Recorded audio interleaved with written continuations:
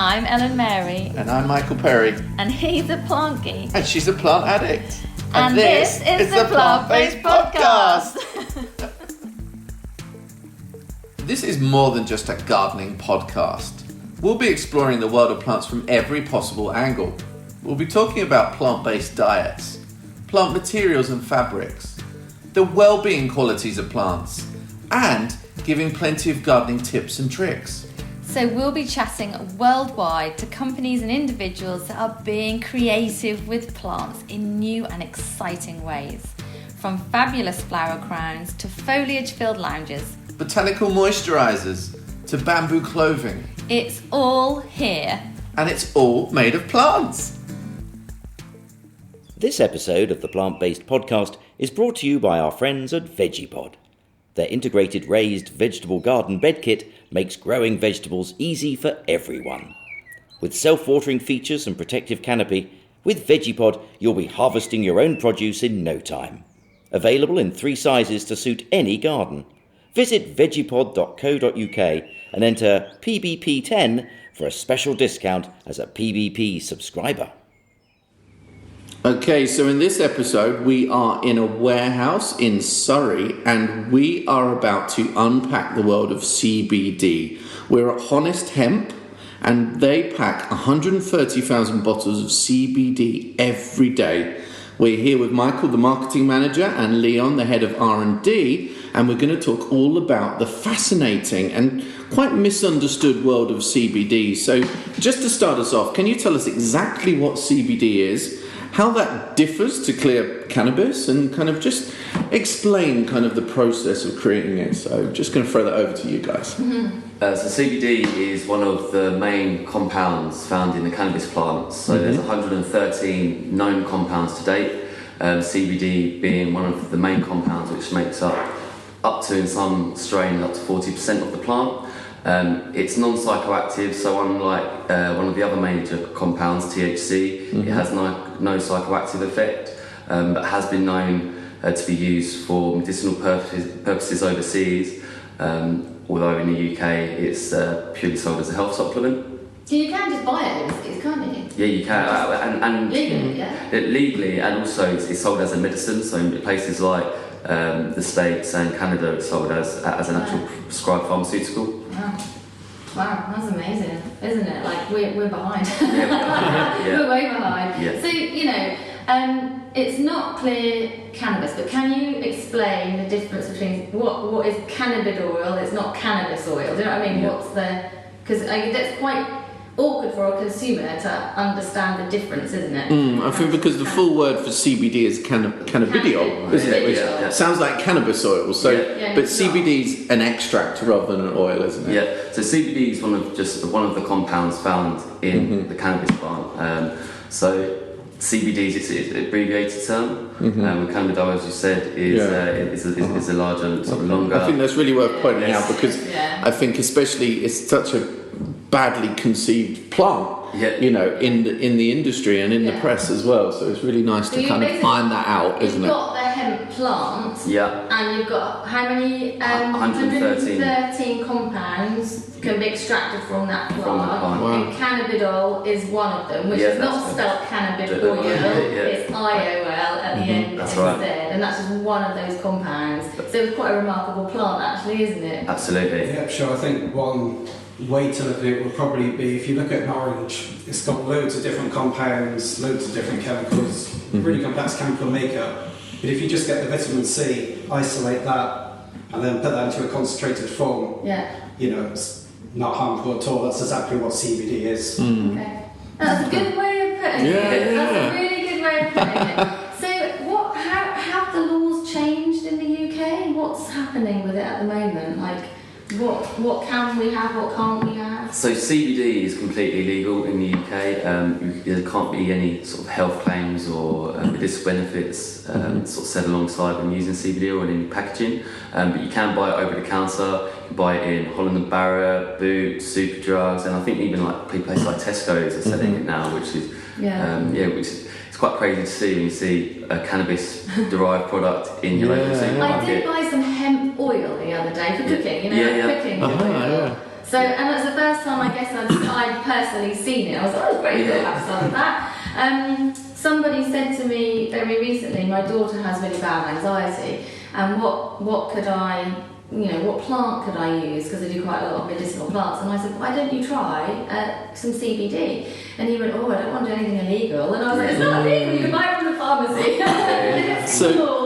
So it is allowed, but you're not allowed to say that it's got different health benefits. Exactly That's the case, exactly right? That's the case. But I guess that's true of a lot of things you would see in health food stores. It's always suggested, isn't it? So yeah. I think it's where CBD or cannabis plants been sort of demonised for so many years now. I think it's just a case of sort of changing people's perception, and sort of slowly but surely that is happening. And I think the press is having got quite a major sort of role to play in that.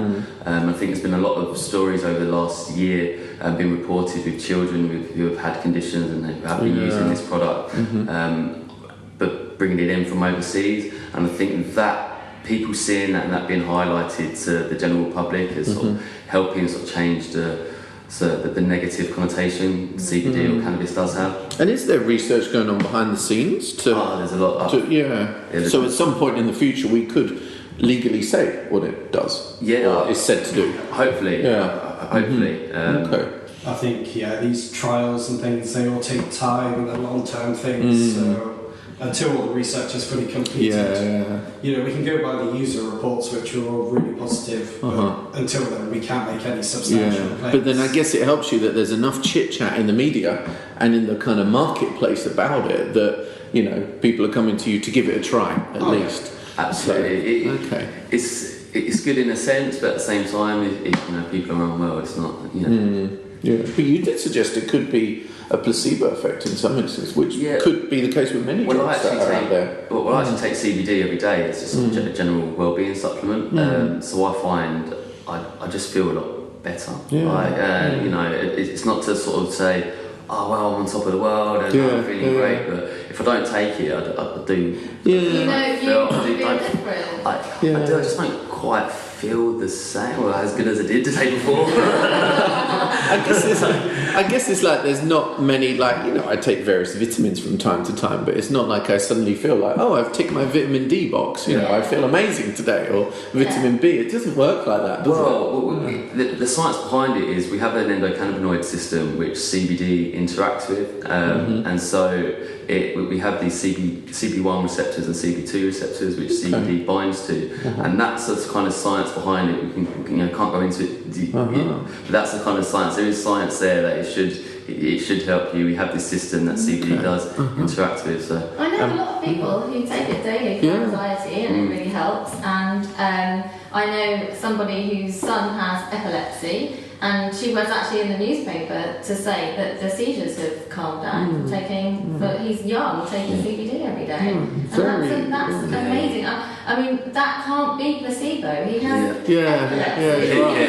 He has seizures, and the seizures have calmed down. So that's remarkable. But it's a very interesting journey. This is a really interesting time to look into, isn't there? And it's like a good future, I hope, ahead for CBD. But I'm really interested to find out how you guys both got into working with CBD. When did it start for you? What do you do? How did this all come about? So for me, obviously we've been making e-liquids for a while.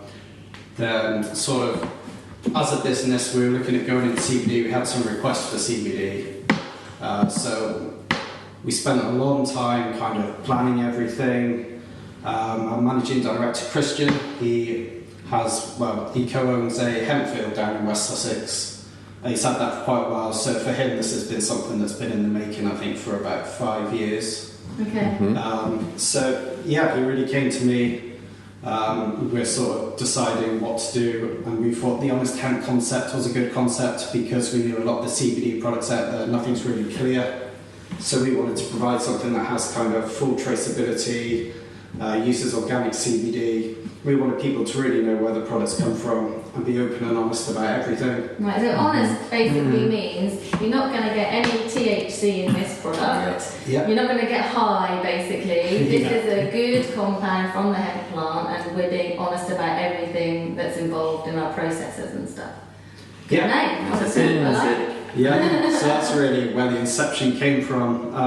For me personally, I had a bit of a varied background, but I studied as part of archaeological science at university, environmental science. I studied a lot of botany, so for me it was kind of natural to go down this route. So sort of got the chemistry and the manufacturing. I should just say, before we go on to Michael telling us also your involvement, Michael as in the other Michael, not Michael, Mr. Funky Michael. Too many Michaels in one room. I can't cope with too much.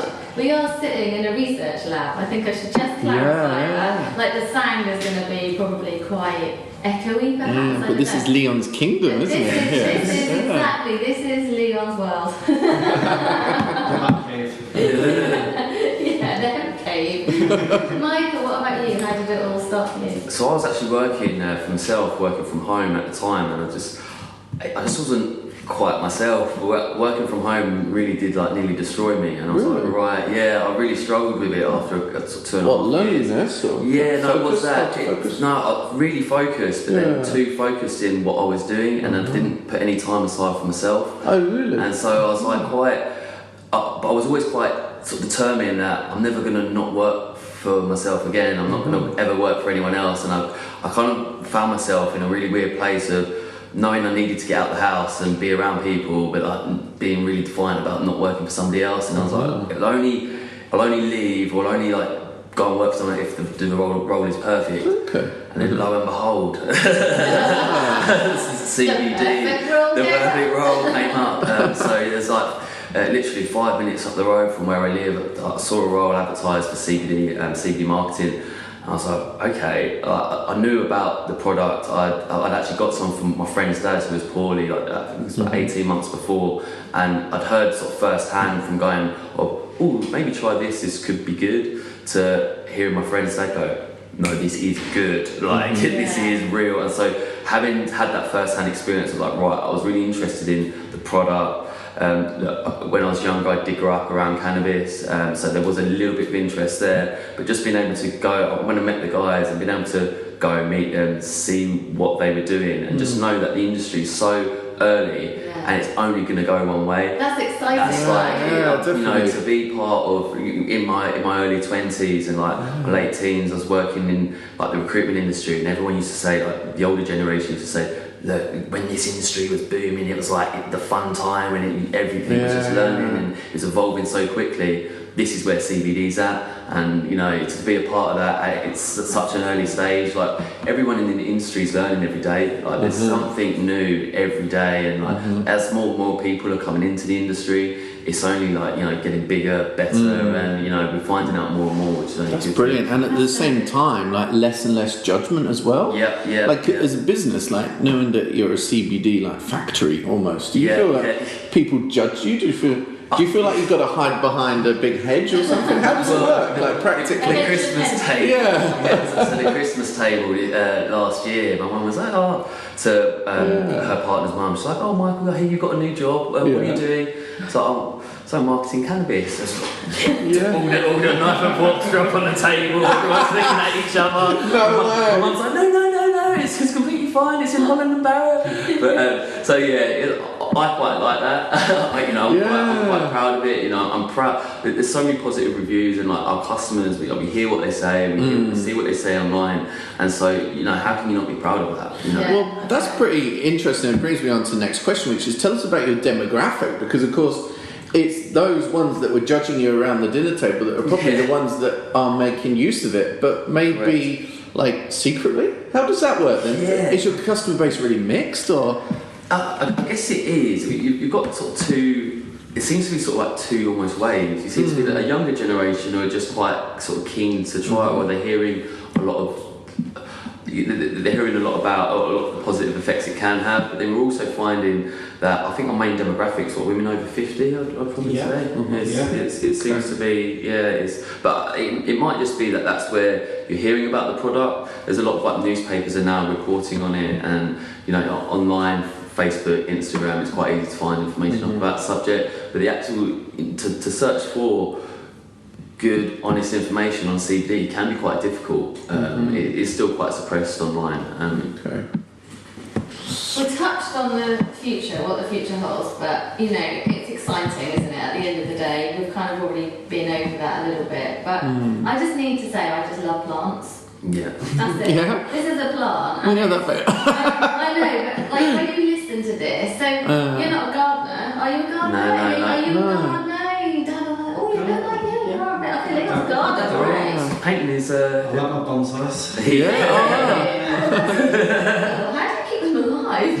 Lots and lots of pruning and soil changing. Quite therapeutic, I would think. Anyway, there you go. Sorry, I was just saying that, this is a plant that has so many benefits and it can be used in so many different ways. And I think we're going to explore that a little bit more in part 2, basically. So it's exciting. I've said, I know I love plants, but you're not a gardener, but you just love what you're doing. And this is all based around a plant at the end of the day. I'm just wondering, when was the last time there was such a controversial plant? Do you know what I mean? It's probably the most controversial plant of our time, isn't it? Yeah, and it's been catapulted now into like headline news, and It's gone from being completely turn around. Yeah, it's gone from being sort of demonised to being, hold on a second, this could hold a lot of answers. Yeah, definitely. That's Ace. Thanks so much. So Cool. in part 2, we'll discover a little bit more about it. Yeah, and look at how you can use it at home too.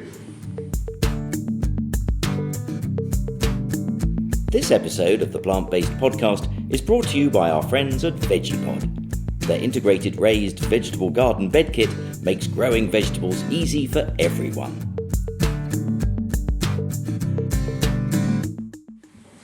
So we're here in the research lab with Michael and Leon from Honest Hemp. Part 1, we've been discussing kind of the background of how you guys got into it, and the business and everything as well, and how what the future holds perhaps for CBD. It's really exciting. So now in this part we want to look at the reported benefits of CBD and the effects it can have, what kind of products that you have, how people use it, that kind of thing as well. So it's so interesting to me. I feel like very soon my house is just going to be full of CBD products. So I hear there's so many different things that it can now be used for. So what benefits have been reported to you when using CBD, like with customers or things that you've read? I think it really depends on what you're taking it for or what you're expecting to get out of it. So as Michael touched on, you've got your endocannabinoid system. So if you're feeling anxiety, it's going to go to your specific receptors and it's going to help with that. It really depends on the person. We've done a lot of expos around the UK and Europe where it's probably the only time I get to speak directly with the public about their experiences with CBD. Most of them, I think probably its biggest usage that we see is kind of for mild anxiety and for sleeping as well. A lot of people take it for sleeping, but we have a lot of people who take it for chronic illnesses who claim it's the only thing that sort of helps them at high strengths. We've had a lot of people who are fitness, gym, and it helps them with muscle recovery. That's what I use it for. And how do you use it? Do you apply it externally or? So for me personally, so when you have a tincture, if you drop it under your tongue, that's going to go into your bloodstream quicker and sort of go to the whole of your endocannabinoid system. I feel personally that's the best way to get the effects, but topicals, so if you rub those on your skin, they're still going to your bloodstream, it'll be slow releasing and it'll be targeted as well. So if you've had a workout, you've got some calf pain, you rub it on and then that will keep it. So after a long walk when my calves are killing me and I don't think I can walk anymore. So we get a mixed bag from the customers, but most of our customers are returning customers, so So anxiety seems to be top of the list. Yeah. Such an interesting market though. There's obviously lots of different reports out there. Nothing that you can obviously say legally, so most of this is suggested, isn't it? But there's so much information that's out there, so much chatter about CBD that people can find that and then kind of make a judgment for themselves as well, I guess. Yeah. So what would be kind of different products that you offer with CBD? Because obviously mostly we're seeing the extract, which is like CBD extract, which is not an oil, it's an actual extract. So you'd use that in a number of different ways, but you're actually making some different products around that as well, aren't you? From cosmetics through to coffee capsules as well, I saw. Yeah, so we've got anything from cosmetics, any topicals. We're developing a new line of cosmetics as well. I think we're looking at. We can't probably go too much into it, but nice moisturisers, balms, things like that. But Will then it also, make me look young forever? Not you. Oh, no complaints. That's all I No want to complaints. know. If I can get rid of wrinkles without ever having to have Botox, I'd be very happy. We're also looking at like food, gummies, and things like that. But e-liquids are very popular. But my personal favourite, like Leon said, is the drops and the drops under the tongue. I take them every day before bed and when I get up in the morning, and I find they're the best. They work. How many do you take? Like how you said twice a day. Twice a day. How many drops do you? So I'll take a 20% oil, and each drop of a 20% oil will have like 10 milligrams in, Right. and I'll take a couple of drops in the morning, and a couple of drops in the evening, and take my 40 milligrams a day. Okay. Does it help you sleep? I wouldn't take it if I didn't feel the benefits of it. And I used to really struggle with sleep, I'll go to bed at 12, stare at the ceiling for 2.5 hours while I'm just thinking about all the cool stuff I'm going to do tomorrow. I can almost feel his brain working. I would be the same. Or was it Christmas? One year I was so excited I vomited in my bed. Just so you know. I was that excited I couldn't sleep. But I found that if I don't take my drops before bed, and the next day I'm just not. I can be a little bit on edge. Yeah.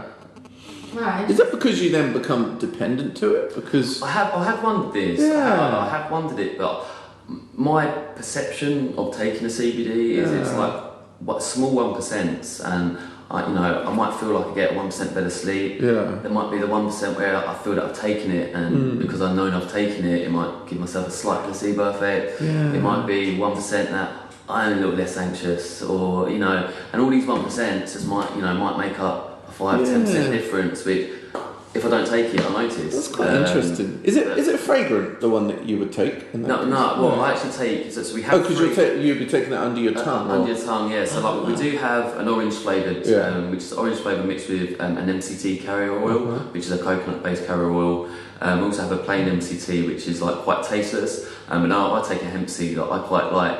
If I'm eating plants, I like to know that it sort of tastes quite planty. Yeah. And that's all. It does taste planty. It really tastes does. quite raw.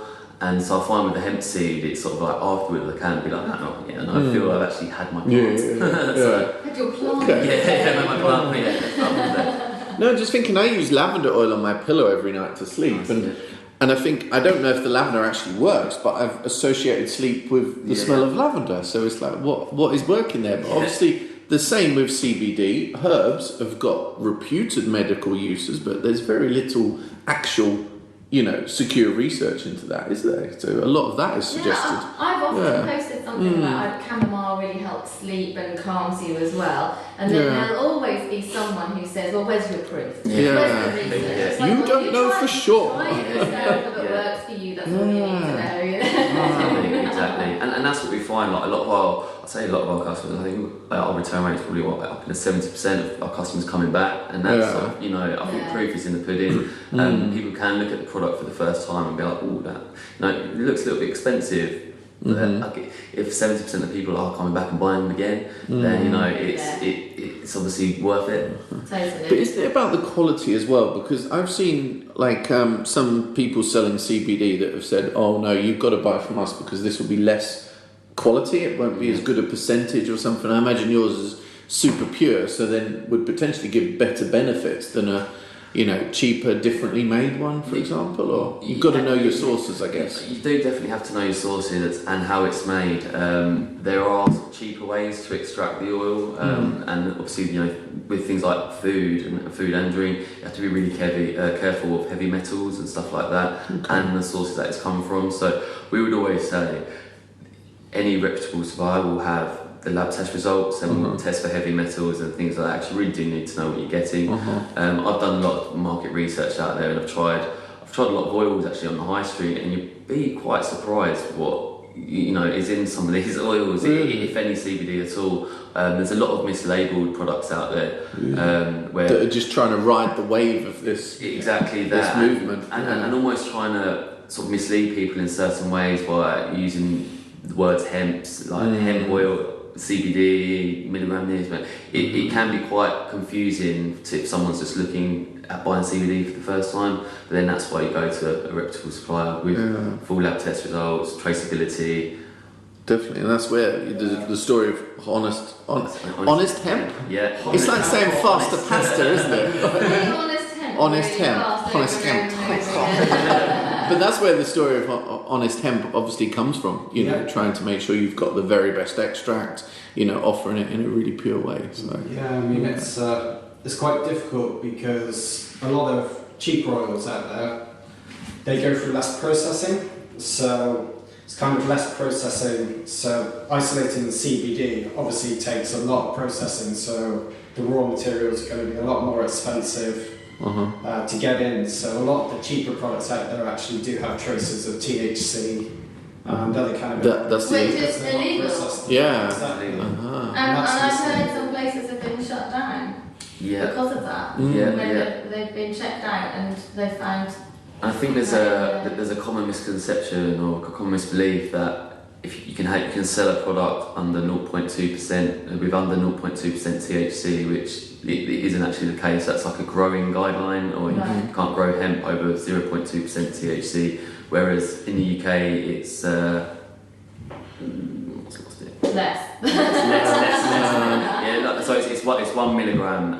1 milligram per completed product of THC. Right. So if you're looking at, I've seen shops like on the high street selling CBD bud, and you're looking at going, well, that's no more illegal. It's just as illegal as a guy down the road selling cannabis. It's the same. So get it from a piece of wire. Because I guess in terms of the law, sorry, I just want to kind of get this clear in my head as well. So CBD extract is legal to sell, but you can't legally suggest it helps you health benefit wise. Correct. So it's legal to buy it, but not legal for you to suggest the health benefits. But obviously cannabis, which is THC, is still illegal.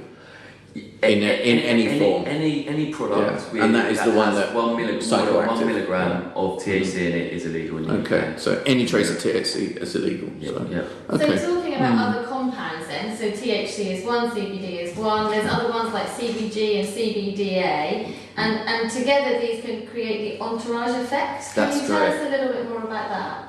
Again, we have to be careful what we do say, but it's been reported that so we isolate just a CBD compound from the cannabis plant, where it's been reported that if you do have it only has to be trace amounts of the other cannabinoids found in hemp or the cannabis plant, that it can have a heightened effect, or you can take less CBD to get the same kind of results. So there's still a lot of research going on in and around that, and as a business we're looking at the different possibilities of what we can do in the future to make an oil that is the best out there. It's not just the same as CBD mixed with hemp seed oil. We're going to look to have traces of other cannabinoids in there as well. Because obviously there's how many different extracts in a cannabis? Well, there's 113 known compounds, and to be fair, there's probably more. We found 113 today and named 113, I think. That's amazing. Such a fascinating plant, such a fascinating industry that you're kind of, building up with as well, because you're a fledgling company in the industry, but it's a fledgling industry as well at the end of the day. So thank you for chatting with us today. It's been Thank you guys. really, really interesting. Obviously there's some things we know for sure, a lot of things we don't know for sure yet, but that's what makes it such a fun journey. So I hope you guys have learned a lot today, and if you've got any questions, then do leave a comment. Thank you for listening.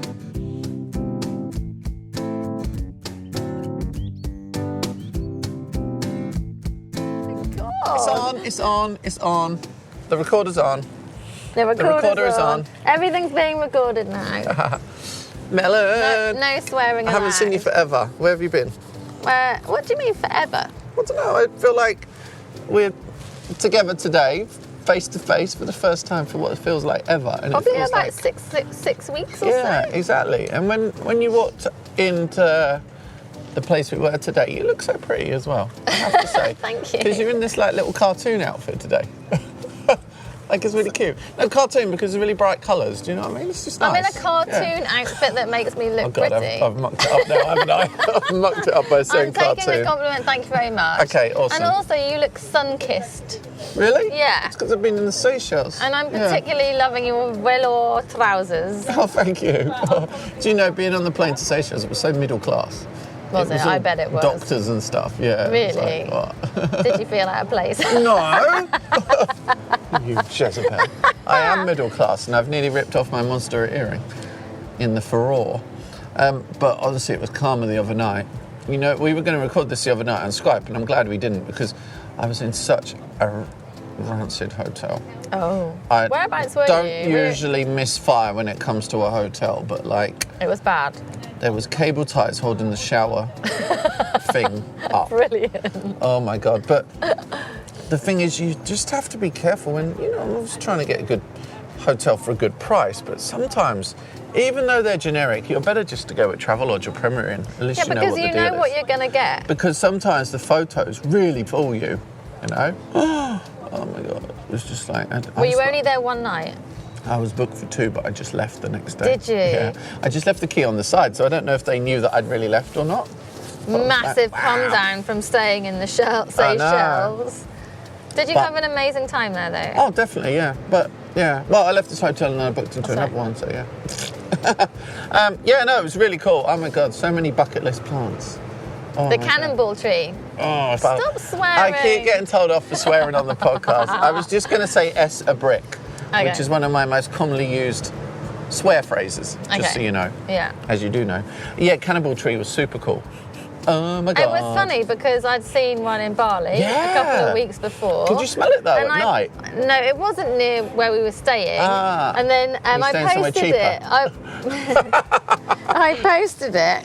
Yeah. Because it just looked super, super cool. Yeah. And then a couple of weeks later, Oh you my were like, God. oh my God, this is a bucket list plant, a cannonball tree. I was like, oh, I saw that literally for the first time ever just a couple of weeks ago. They're really cool. But we also saw the what's it? The largest seed in the world, Coco de Coco de Mer. Mer. Oh my gosh, that was so Big, cool. how it's And nice. something else. What's the other cool thing? Oh, what was the leaf? That changed, Oh my like God. shimmered. Iridescent. That's it, the plants. iridescent. Solanginella vildanovii. Oh my God, it's so cool. Literally. I think, like, if and you look can, at it from one angle, it's one colour, and then oh my that God, is just it's amazing. I always think if you can travel, do it because, like, especially if you love plants, there's just so much to see. Oh my God, absolutely. And you learn so much from experiencing, you know, different countries and plants. And I was in Singapore, which, you know, is one of my favourite places in the world for plants. It's just they do plants well, and I had obviously Bali was probably very similar to the Seychelles with regards to its you know, greenery, if you like, and that's very, very beautiful. But Sydney blew my mind a little bit this time round. Yeah, the Botanic Garden was brilliant, and I've never been. It was kind of springtime, and I've never actually been to Sydney at that point in the year. So a bucket list plant for me was the jacaranda tree. Oh my gosh. And I cool. have been to Sydney quite a few times, and I've always missed them in bloom. And so my husband has sent me like photographs of them in bloom. I'm so jealous. And I just caught them coming out, That's and they cool. are really, genuinely, absolutely beautiful. Yeah, the colour. The colour is Imagine getting above with a stunning. drone. Oh, I just That would be cool. absolutely gorgeous. So yeah, we've done some bucket list plants. Well, yeah, but you know what? Like sometimes, like people are like, oh, you're always traveling, and they're like jealous about that or something. But do you know what? I don't wear expensive clothes or do expensive things, but I do invest my money in traveling and Yeah. seeing different places. Everybody you know what I mean? lives life differently. Yeah, so it's just I channel my money into different areas Yeah. and stuff, really, which that's- is different. Yeah. And while I was away, you were also house sitting for me. I was. Looking after my plants. Everything was pretty good when you came back, all right? Everything was completely You said fine. I'd eradicated your, what's it? Mealybug Mealybug. with Yeah. neem oil. Excellent, because I did it under supervision when you were on Insta Live, whatever, with me. But no, it was really cool. It was a real honour to stay there, Ellen. Thank I you. have to say. Thank you very, very I much. have to say, but we need to share our good news. What's our good news? What's our good news? Jesus, Ellen. Oh, is it the podcast news? Oh my God, you are like some new improved form of dumb. A new improved form. Like a hybrid. I think that's not so Hybrid bad. dumb. That's not so bad. So yeah, because this is like, you know, often our gossips are not recorded so close to the time, but this is incredibly topical. Yeah. So what happened, Ellen? What did you win? We entered the garden. Jesus, can you not do that? That was exciting. It's not good for the sound, though. I was making sure everyone I'm had the a little sound guy bit of, like, today. atmosphere. Honestly. Anyway, yes, we entered the Garden Media Guild Awards. Yeah. The category is radio or podcast, and we have been shortlisted, so we are in the final. Oh my God, cut. that's really cool. Wow. Yay. I'm really happy actually, because I don't know, I tend to enter these awards, you don't expect anything. You just like, with any work, you just do it, you don't think any more about it. But like, oh my God, that's so cool. I'm really excited. Are you going to the event or not? No, I'm actually going to be at Edinburgh Botanic Garden doing a talk at Grow Scotland about careers in horticulture. Get me. That's so cool. no, I won't be, I'm afraid, and you won't be going either. No, will I'll you? be in China actually. So yeah. even if we did, We'd have to be on video link up like when you win an Oscar. Yeah, but I mean, it's a great category. There's some other really brilliant finalists as well, and I'm just so super excited to just be in the list. Oh of yeah, finalists. definitely, because that's even brilliant. saying you're a Brilliant. finalist is pretty, like, to me, that's good enough PR anyway.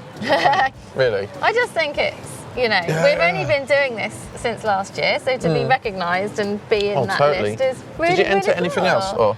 No. Right. No, but you did. No, or did you? Or did you? And you're not telling me. I didn't, but you did, didn't you? I did. I entered a website. I didn't.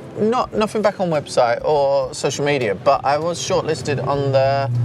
Oh, was it like broadcast of the year for houseplants on ITV this morning? Cool. So that's pretty cool as well. Yeah. Amazing. So fingers crossed. Fingers crossed. Yeah. Good luck to everyone though who's involved. It's usually a really good event as well. Everyone gets together and has a nice time, and it's a nice celebration. Totally. You know. Yeah. Oh, definitely. So yeah, let's see what happens really. But yeah. Ooh. Cool. All good. I know.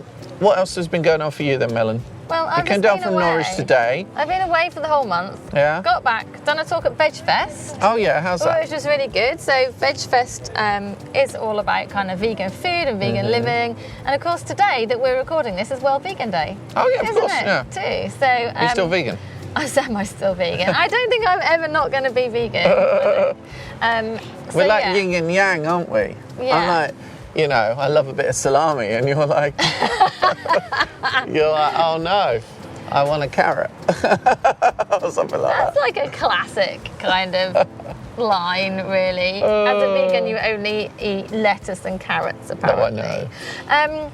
But yeah, so Vegefest was really, really good. I've done a talk. I met the lovely So Much More. Have you seen So Much More on Instagram? You have. Like a big Instagram account. No, There's I loads don't of know her. growing your own. And she was so lovely, and we both got together and we helped out on Vegepod stand. So of course, cool. Vegepod, we work in association with them to bring the podcast to everybody. I don't know them.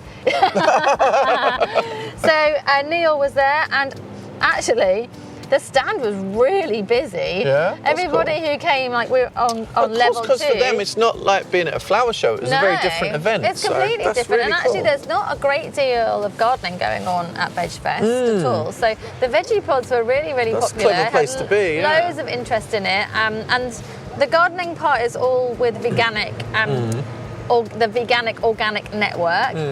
And so they have a stand, and they do talks about gardening and veganic gardening. And Vegepod was part of that as well. So it was really cool to see them. Well, yeah. I never. There you go. And what are you up to next week, Helen? I have no idea what's happening next week. I don't know what's happening tomorrow. I don't know. I just have to get through the day.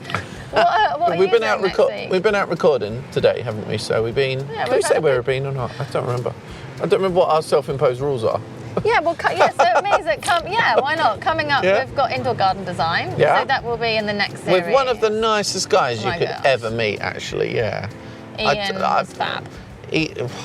Fab. He can't be nice all the time. I bet We think at home that he's nasty a at real. home. Yeah. Yeah. And then Yeah. We met Merrin from BAM Clothing. Yeah, that's cool. And then we're going to be speaking to Tatiana and Dash from Three Spirits. So that's coming up in this They sound series. like a South African rap band. Such cool names, jeez. Actually, really looking forward to that because that's going to be a really lovely Christmassy episode as well to finish off series 2 of the podcast. So how it's wonderful. really exciting. Actually, I've just thought next week we're meeting up again. We are on Tuesday. Just for a general in the actual evening. chat, non-work. Have some more tattoos done in the day. Yeah. Man cave. Oh, it's raining. Oh God, it's raining. I'll get curly hair. Do you want to? Oh, so It is you can't get under the umbrella at the minute. but But just put a newspaper on your head. I've got an umbrella here. I'm worried about the equipment, not my hair. Oh, I thought you were fussed about your hair again. Yeah, so we've got that. What else? I did something else. I'm filming some winter how-to videos for QVC next week. And then I'm off to Israel, actually, to look at some plants. That's super cool. Which should be super nice. Yeah, it's really cool. So it's what is known in the industry as busy.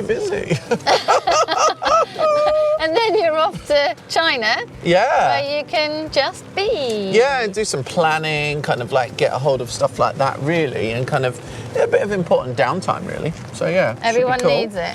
Yeah, we when are we awarding our Pumpkin Wars? 5th of November, When's that?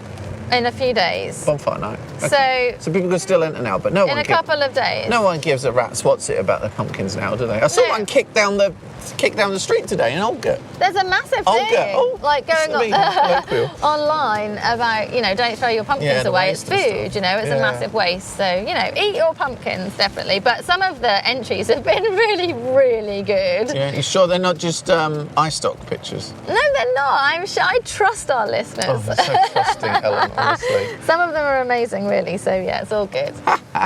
Cool. Awesome. Well, thanks for... Oh, are we going to start this interaction thing? Not today. Oh, we're not. We're going to thank our listeners. Oh, we're not doing that yet.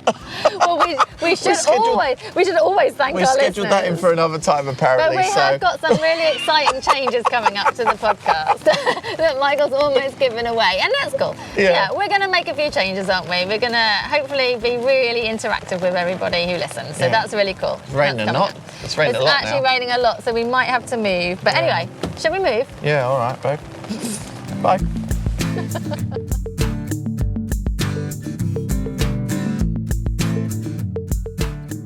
Today's podcast partner is Vegepod, the integrated all-in-one garden bed suitable for anyone interested in growing your own.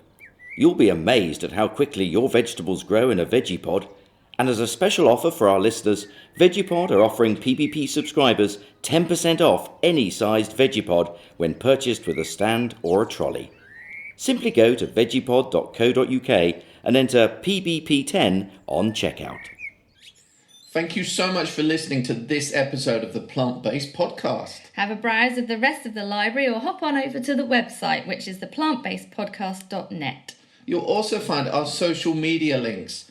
Please connect with us and let us know about any plant-based projects that you think we should be covering on the show. And make sure you subscribe to our podcast so you'll be the first to hear the next episode. We're releasing once a fortnight. So until next time, enjoy the world of plants.